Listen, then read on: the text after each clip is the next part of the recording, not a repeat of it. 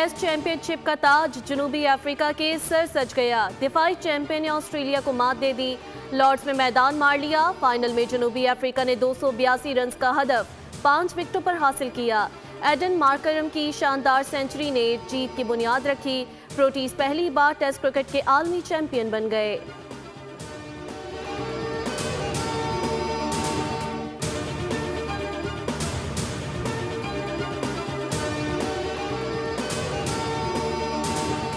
Israel के बड़े और तबाहकुन हमलों के जवाब में ईरान ने इसराइल पर जवाबी मिसाइलों की बारिश कर दी। 100 से ज्यादा बैलिस्टिक मिसाइल दाग दिए। बैतुल कुद्स, तेल अवीव और शेरोन के इलाकों में धमाके के। ईरानी मीडिया के मुताबिक ईरानी एयर डिफेंस सिस्टम ने 2 इजरायली तैयारे मार गिराए। एक खातून पायलट को गिरफ्तार कर लिया। इसराइल के दारुल हुकूमत तेल अवीव में सायरन और धमाकों की आवाजें गूंज रही हैं। ईरानी मिसाइल हमले में मुतादिद इसराइली हलाक हुए। इसराइल में वजारत दिफा के हेडक्वार्टर के नज़दीक आग और धुआं देखा गया। कम अज कम 5 मकामात पर हंगामी सूरत हाल है। सायरन बजते ही इसराइली शहरी फजाई हमलों से बचने के लिए ज़ेरे ज़मीन बने बंकर्स की जानिब दौड़ पड़े। शहरियों की चीखों पुकार। ईरानी मीडिया ने दावा किया कि इसराइल को भरपूर जवाब दिया जा रहा है। ईरान ने इसराइल के खिलाफ जवाबी कार्रवाई को वादा सादिक 3 का नाम दिया।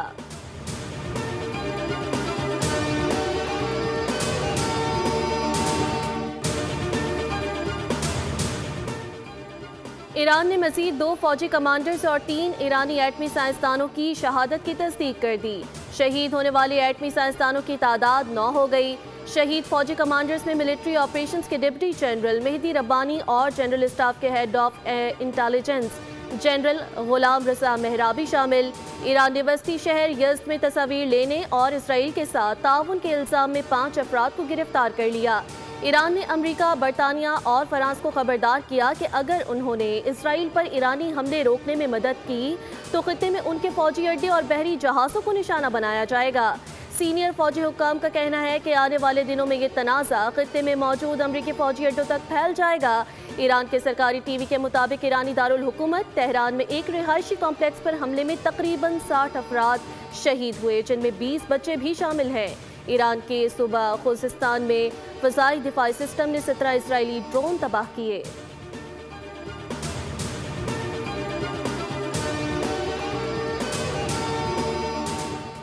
ईरानी जनरल अहमद वहीदी ने कहा कि ईरानी मिसाइल ने जनूबी तेल अवीव में न्यूक्लियर रिसर्च सेंटर को हिट किया।